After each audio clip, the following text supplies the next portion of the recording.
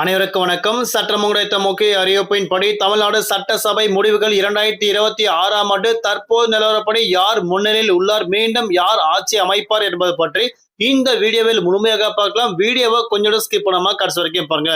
முதல் கட்டமாக தற்போது நிலவரப்படி, அதாவது 10 மணி நிலவரப்படி டிவிகே தலைவர் விஜய் அவர்கள் 91 தொகுதிகளில் முன்னிலை உள்ளதாக அறிவிக்கப்பட்டனர். இரண்டாவதாக அதிமுக 67 இடங்கள் பெற்று முன்னிலையில் உள்ளது.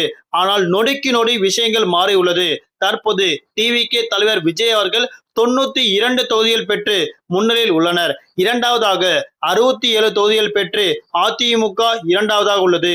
மூன்றாவதாக திமுக கட்சி, அதாவது முதலமைச்சர் ஸ்டாலின் அவர்கள் 53 தொகுதிகள் பெற்று பின்னடைவை சந்தித்துள்ளனர். தற்போது நிலவரப்படி தமிழகத்தில் மீண்டும் ஆட்சி அமைப்பது டிவிகே தலைவர் விஜய் அவர்களா அல்லது முதலமைச்சர் ஸ்டாலின் அவர்களா என்பது பற்றி மக்கள் ஆர்வத்தோடு காத்திருக்கின்றனர். அது மட்டுமல்லாமல் மீண்டும் தபால் வாக்குகள் எண்ணப்பட்டு முடிவுகள் சொல்லப்பட்ட பிறகுதான் மற்ற வாக்குகள் எண்ணப்படும். கண்டிப்பாக தற்போது நிலவரப்படி தபால் வாக்குகளிலே டிவிகே தலைவர் அவர்கள் விஜய் அவர்கள் முன்னிலையில் உள்ளனர். அடுத்தபடியாக தற்போது நொடிக்கு நொடி மாறியுள்ளது.